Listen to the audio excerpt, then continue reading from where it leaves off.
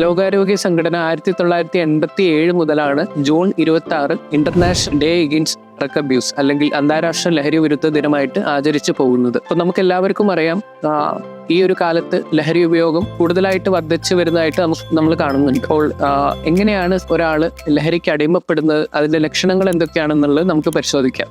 അതിൽ ഒന്നാമത്തെ ഒരു കാര്യം എന്നുള്ളത് സാലിയൻസ് ആണ്. സാലിയൻസ് എന്ന് വെച്ചാൽ ലഹരി ഉപയോഗിക്കുന്ന ആളുകൾ അവരുടെ ജീവിതം മുഴുവൻ ലഹരി കേന്ദ്രീകൃതമാവുകയും ബാക്കിയുള്ള കാര്യങ്ങൾ, അതായത് ജോലി സംബന്ധമായിട്ടുള്ള കാര്യങ്ങൾ, സാമൂഹികമായിട്ടുള്ള കാര്യങ്ങൾ, കുടുംബപരമായിട്ടുള്ള കാര്യങ്ങൾ, അതിൽ നിന്നൊക്കെ അവർ വിട്ടു നിൽക്കുകയും ചെയ്യുന്നു.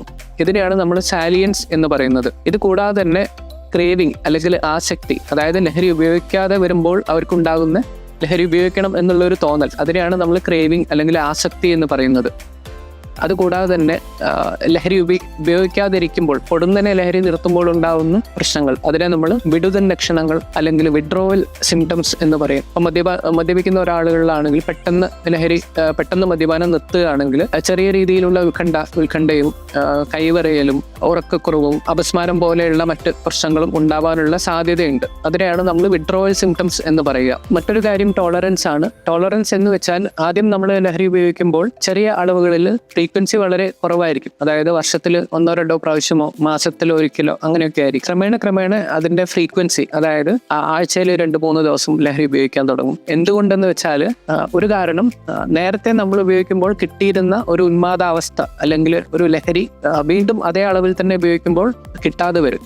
അതുകൊണ്ടാണ് ആ ഒരു അളവ് കൂട്ടേണ്ടി വരുന്നത്. ഇതിനെയാണ് നമ്മൾ ടോളറൻസ് എന്ന് വിളിക്കുന്നത്. ഇപ്പോൾ ലഹരി നമ്മളുടെ തലച്ചോറിനെ എങ്ങനെ ബാധിക്കും എന്നുള്ളത് നമുക്ക് നോക്കാം. നമ്മളുടെ തലച്ചോറിന്റെ മുൻഭാഗത്തിനെയാണ് നമ്മൾ ഫ്രോണ്ടൽ കോർട്ടെക്സ് അല്ലെങ്കിൽ പ്രീഫ്രോണ്ടൽ കോർട്ടെക്സ് എന്ന് പറയുന്നത്. പ്രീഫ്രോണ്ടൽ കോർട്ടെക്സിൽ ഡോപ്പമിൻ എന്നൊരു കെമിക്കൽ അല്ലെങ്കിൽ ഒരു രാസപദാർത്ഥമുണ്ട്. ഈ ഡോപ്പമിൻ ആണ് നമ്മൾ ഹാപ്പിനെസ് ഹോർമോൺ എന്നൊക്കെ കോമൺലി പറയുന്ന ഒരു കെമിക്കലാണ് ഈ ഡോപ്പമിൻ. അപ്പോൾ ഡോപ്പമിന്റെ അളവ് സാധാരണഗതിയിൽ നമ്മൾ നല്ല ഭക്ഷണം കഴിക്കുമ്പോൾ അല്ലെങ്കിൽ എക്സസൈസ് ചെയ്യുമ്പോൾ അല്ലെങ്കിൽ നമുക്ക് ഇഷ്ടമുള്ള ആളുകളോട് സംസാരിക്കുമ്പോഴൊക്കെ ഈ ഡോപ്പമിൻ ഒരു ക്രമമായിട്ട് വർദ്ധിച്ചു വരുന്നതായിട്ട് നമുക്ക് കാണാം. പക്ഷെ ലഹരി ഉപയോഗിക്കുമ്പോൾ എന്താ പ്രശ്നം എന്ന് വെച്ചാൽ ഈ ഡോപ്പമിന്റെ വർധന വളരെ റാപ്പിഡായിട്ട് വളരെ പെട്ടെന്ന് തന്നെ ഒരു പീക്കിലെത്തുകയും അതേപോലെ തന്നെ അത് കുത്തനെ ഇടിയുകയും ചെയ്യുന്നു. അപ്പൊ ഇത് പല പ്രശ്നങ്ങൾക്കും, പല പെരുമാറ്റ പ്രശ്നങ്ങൾക്കും, ശാരീരികമായിട്ടുള്ള മറ്റു പ്രശ്നങ്ങൾക്കും ഇത് കാരണമാവും. ലഹരി ഉപയോഗിക്കുമ്പോൾ ഉണ്ടാകുന്ന പെരുമാറ്റ പ്രശ്നങ്ങൾ എന്താണെന്ന് നമുക്ക് നോക്കാം. അപ്പോൾ ചെറിയ രീതിയിലുള്ള കോഗ്നിറ്റീവ് ഡെഫിസിറ്റ്സ്, അതായത്